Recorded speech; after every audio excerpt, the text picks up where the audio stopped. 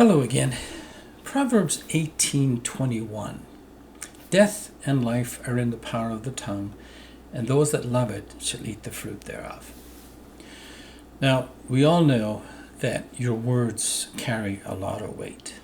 I've used example in other videos that if you're married and you wake up tomorrow morning and turn to your spouse and say, you're the ugliest person I've ever met in my entire life, you're going to have a bad day. And so is your spouse, because of the hurt you've caused. Whereas if you wake up tomorrow and turn to your spouse and thank them for all that they've done for you and the family and the blessing they are to you, you're going to have a good day, and so is your spouse, because your words are creations. When you speak, you create. Now, God is the perfect creator. When he spoke, in the beginning was the Word, and God said, "Let there be light," and there was light. He is the creator in that sense. But you and I are also creators in the sense that we can create joy and happiness, peace and understanding, or hurt and pain. The things you say to people can cause tremendous pain or tremendous joy. If you give out joy, you'll receive joy. If you give out pain, you'll be an angry, grumpy person, because giving pain does not help anybody. It's more like a malicious thing. And malicious people are usually the saddest, loneliest people in the world, because they react out of their emptiness. But you, because you have the Holy Spirit in you, you are able to create joy and blessing with your words. You are able to create atmospheres of kindness and goodness. Now, if you're a married person with children, in particular, be careful with your children. You may think the words are, forgotten about after today, and, you were just angry at them and you carried on and everything's going to be fine. But your words can cause tremendous pain to children if they're done in anger.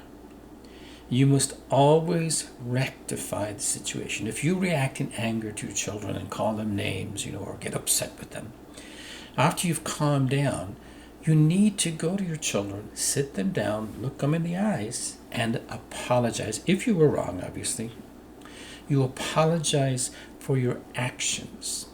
Now, you're not saying what they did was right if they were naughty. That's a different thing. What you're saying is the way you reacted was wrong, and you said some hurtful things you didn't mean, and you ask them to forgive you. And by them forgiving you, they receive joy. They receive peace and the reconciliation, because mommy or daddy is not angry with me anymore. It's when you are too proud to humble yourself and ask for forgiveness that children carry the pain, maybe for the rest of their lives if they don't come to the Lord. But your responsibility is to guard your tongue. Watch over it. Be careful what you say. Now, I'm not saying be neurotic and you're wandering around and can't see anything. Just be careful what you say. Now, I've been guilty, and you've been guilty of saying stupid things to people that hurt them. And hopefully, we've all gone back and apologized and said, "I'm sorry," once we discovered that we had caused pain or hurt or discomfort. And especially, as I said, with a spouse or children or family members or co-workers. So, those who give out good words and speak well receive that joy, that blessing, that comfort, that peace that comes with that. So seek that today. Try it out. Now, most of you have no problem with this, but at the same time, practice it, doing it even better. Think of nicer things to say about your children and your spouse and your family members and your co-workers.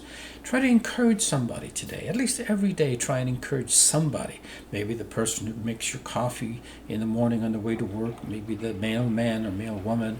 Maybe, the plumber when he or she comes to fix your pipes in the house. Make sure you are thankful and you express it. Tell them to have a good day and thank them for what they have done. Thank them for the great food they've served you. Thank you for their great service. It doesn't take much effort to give out good words. It's pretty easy. It takes like a couple of seconds. Thanks very much. The meal was great, and thank you for the service. Bye-bye. Or say to your children, "I will miss you today when you go to school and I go to work. I love you. Let you know I'll be thinking about you all day." You'll be in my heart, my mind, and my soul all day because I'll be thinking about you. Try that, Just go a little extra today than maybe you usually do, It takes a few seconds to be kind and giving and loving and merciful, but it brings tremendous rewards to you and to other people. So be like God today and speak words of creativity and joy and blessing and mercy and forgiveness. See you on the next video. Blessings.